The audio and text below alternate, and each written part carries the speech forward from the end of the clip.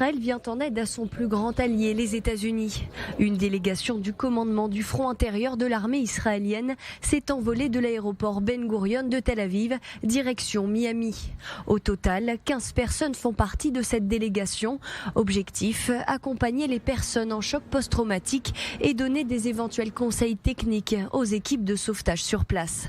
Benny Gantz, le ministre israélien de la Défense, promet que tous les efforts seront réunis pour sauver des vies.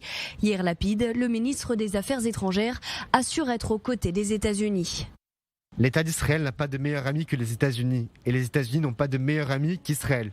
Sur place à Miami, les efforts se poursuivent pour retrouver des survivants alors que 150 personnes sont toujours portées disparues, 3 jours quasiment après l'effondrement de l'immeuble.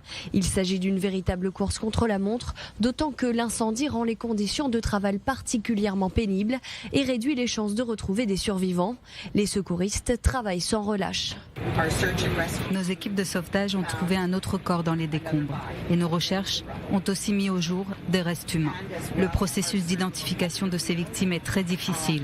Nous allons nous appuyer sur les tests ADN et c'est pourquoi nous avons déjà recueilli des échantillons d'ADN auprès des membres des familles. Au pied des immeubles, un mémorial en hommage aux personnes portées disparues.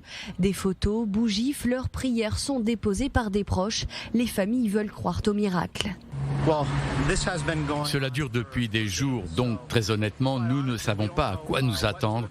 Mais je peux vous dire que nous sommes vraiment très optimistes, nous gardons foi, nous pensons simplement que ce n'est pas encore fini.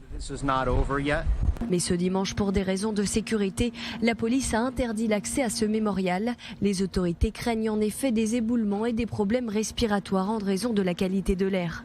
Beaucoup pointent du doigt des négligences dans la surveillance des fondations du bâtiment. Tous les regards sont tournés vers un rapport publié en 2018. Le document faisait état de dommages structurels majeurs ainsi que de fissures dans le sous-sol du bâtiment.